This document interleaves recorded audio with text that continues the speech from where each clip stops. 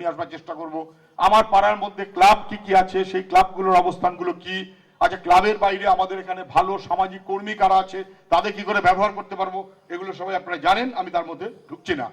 দুই, আমার নিজের অঞ্চল অথবা ওয়ার্ড এলাকার যাবতীয় পার্টি কর্মীদের নাম, নম্বর, মোবাইল নম্বর রেগুলার কমিউনিকেশন রাখতে হবে।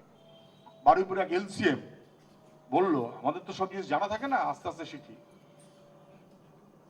কর্মীদের ডেকেছিল বোধহয় 22 জন না কজনকে, তাদের 11 টাকা না কি একটা কি টক টাইম কি ভরে দেওয়ার কি সব সিস্টেম আছে কম বয়সীদের, তাদের প্রচুর মেসেজ করা যায়।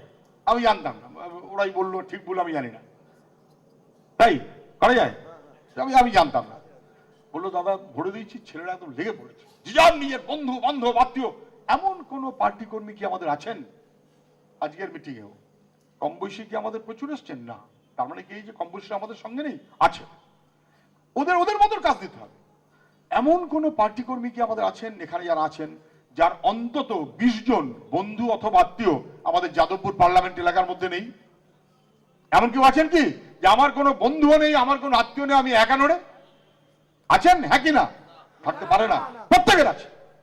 তাহলে আমার দুটো কাজ, এক, আমার বুথের ভোট আমি কি করে বাড়াবো একদম তলা পর্যন্ত নেমে খুঁটিয়ে। দুই, আমার যাবতীয় বন্ধু, আমার যাবতীয় আত্মীয়, সে সোনারপুরে থাকুক, বারুইপুরে থাকুক, যাদবপুরে থাকুক, ভাঙড়ে থাকুক, যাদবপুর পার্লামেন্ট, এমনকি যাদবপুর পার্লামেন্টই বা কেন, তার বাইরেও জেলাতেই হোক আর আশপাশেই হোক, আমার বন্ধু এবং আত্মীয়র মন উল্টো দিকে যদি থেকে থাকে, সে সরিয়ে আমাদের দিকে নিয়ে আসতে হবে। এটা সম্ভব। এবং প্রতিটি বুথ এলাকাতে এমন 3 জন 4 জন কমরেড সবসময় আছে, যারা আমাদের কর্মী, হয়তো মিছিল মিটিয়ে যায় না, কিন্তু প্রচুর মানুষের সঙ্গে সম্পর্ক রাখে, মানুষের কাছে বাড়তি ভালোবাসা পায়। এমনকি সেই কর্মীদের ব্যবহার করলে হয়তো কখনো কখনো লাভ হতে পারে, তাদের মিছিলে ডাকলে লাভ হবে না, কিন্তু তাদের এই ইন্ডিভিজুয়াল কমিউনিকেশনের নেটওয়ার্ক, চেইন সিস্টেমে, বন্ধু তার বন্ধু তার বন্ধু, আত্মীয় তার আত্মীয় তার আত্মীয়, আমি আমার পরিচিত চারপাশের যতটা সম্ভব ব্যাপৃত করে এই একবার এই নির্বাচনটাকে আরেকটু গুছিয়ে নিয়ে আসতে পারলে দুটো লাভ। যেমন তারপরের পৌরসভা জিতে আসতে আমাদের অনেক বাড়তি সুবিধা হবে, তেমনি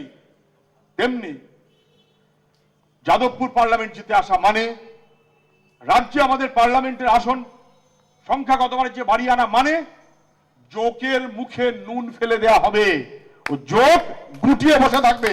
বাস্তব এই চেহারাটা আমরা কিভাবে কাজে লাগাতে পারবো, তার মতন প্রত্যেকের সাংগঠনিক কর্তব্য, নেতৃত্ব সহ আলাপ আলোচনা করে, এক নেতৃত্ব সহ আলাপ আলোচনা, দুই আমার উদ্যোগ, আমার বুথ, আমার আত্মীয়, আমার বন্ধু।